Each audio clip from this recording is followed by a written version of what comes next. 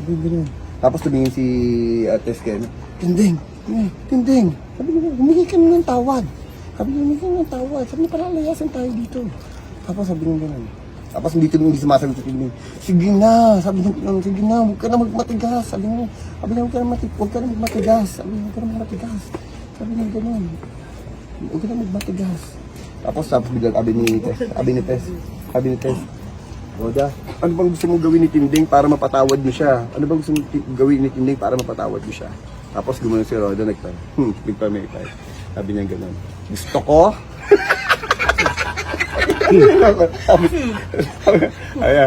Sabi niya, gusto ko lumuhod ka. Gusto ko lumuhod ka. Lumuhod siya na makita ng mga tao kung paano siya nagmamakaawa sa akin. Tapos tinginan. Siyempre hindi gagawin ni Tinding yun. Tapos tinginan, nuwas. Tapos sabi niya gano'n. Tapos sabi niya, ayaw yata eh. Ayaw yata. Sige na, makagawad, gibayin nyo na to. Gibayin nyo na to. Gibayin nyo na to. Tapos biglang inaano ni Tess, Tinding, sige na. Sige na. Tapos gigilagin si Tinding pero wala siyang choice. Diba? Hanggang dahan-dahan. Diba? Dahan-dahan lumuhod si Tinding sa harapan ni Roda. Paglahad ni Roda, sabi ni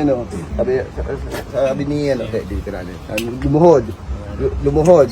Tapos pagluhod na ganun, tapos sabi niya ganyan, "O yan na Roda.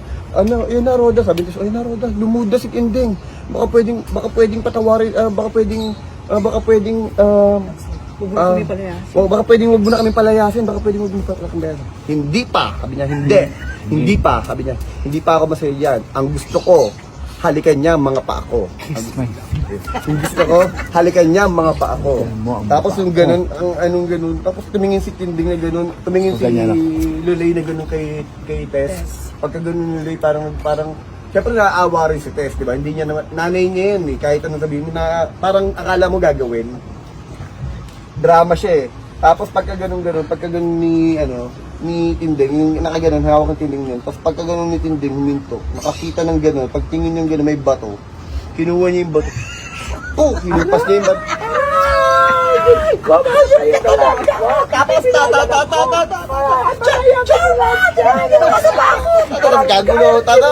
Nagkagulo, tapos di siya, pero inawat na chairman, gano'n, tama na, nagkagulo, tapos cut, nag-action, barangay na tayo.